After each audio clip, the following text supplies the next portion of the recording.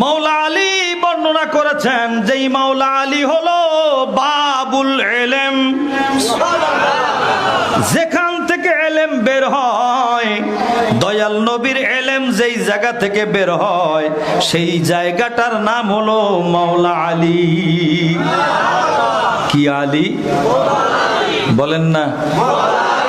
আমার সাথে কয়েকবার বলবেন না, আলী আলী আলী আলী,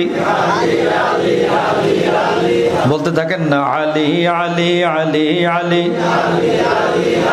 চমন চমন কালি কালি আলী আলী আলী আলী, নগর নগর গলি গলি আলী আলী আলী আলী। বলেন না সুবহানাল্লাহ।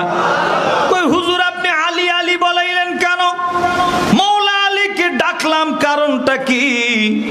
হাদিসের কিতাবের মধ্যে লেখা আছে যিকরু আলীইন ইবাদাতুন, যদি কেউ মাওলা আলীকে স্মরণ করে, মাওলা আলীর জিকির করে, তার আমলনামার মধ্যে ইবাদতের সওয়াব লিখে দেওয়া হয়। আলী আলী করলেই আমলনামার মধ্যে সওয়াব লেখা হয়। কি লেখা হয়? আমি বলি নাই বাবা, হাদিসের কিতাবে আছে যিকরু আলীইন ইবাদাতুন, মাওলা আলীকে স্মরণ করলে, তার জিকির করলে, মাওলা আলীকে স্মরণ করলে তার আমলনামার মধ্যে ইবাদতের সওয়াব দিয়ে ভরপুর করে দেওয়া হয়। শুধু তাই না, হাদিসে পাকে আছে আন-নাজরু ইলা ওয়াজহি আলীইন ইবাদাতুন। সুবহানাল্লাহ কোন?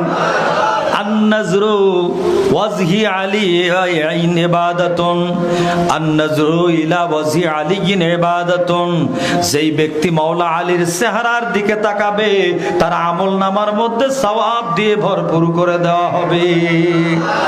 মাওলা আলীর চেহারা দেখাও কন্যা ইবাদত, মাওলা আলীর চেহারা দেখাও ইবাদত। সেই মাওলা আলীর আবি মহব্বতে বলেন না সুবহানাল্লাহ।